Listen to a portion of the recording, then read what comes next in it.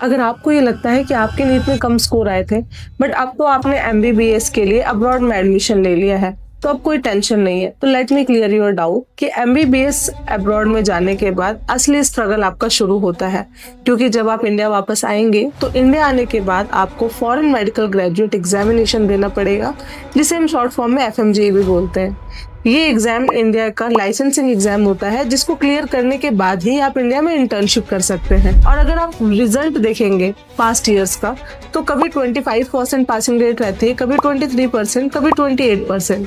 तो इसका मतलब ये है कि बच्चे एग्जाम क्वालिफाई नहीं कर पाते हैं। बट असली सवाल ये है कि क्या अब्रॉड में क्वालिटी एजुकेशन नहीं मिलती है, या फिर एफएमजी का एग्जाम ज्यादा टफ आता है। तो रियलिटी ये है कि बच्चे जब बाहर जाते हैं तो वो इतना लीनियंट हो जाते हैं कि हमारे पास 6 साल है, हम आराम से एजुकेशन कंप्लीट करेंगे एंड उसके बाद हम प्रिपरेशन करेंगे।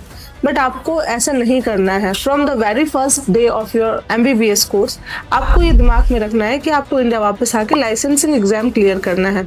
एंड इसके लिए बच्चों को रेगुलर स्टडीज करनी पड़ती है, रेगुलर क्लास जाना पड़ता है एंड एक प्रॉपर स्टडी प्लान बनाना पड़ता है। अगर आप भी एमबीबीएस अब्रॉड का ऑप्शन लेकर चल रहे हैं, या फिर आप ऑलरेडी अब्रॉड में पढ़ रहे हैं, और अगर आपको लगता है कि हमारे पास प्रॉपर स्टडी प्लान नहीं है, हम कंफ्यूज हैं, हमें नहीं समझ आ रहा है, तो आप कमेंट सेक्शन में लिख सकते हैं proper study plan and I will suggest you the best direction, जिससे आपका एफएमजी एग्जाम एक ही बार में क्लियर हो सकता है।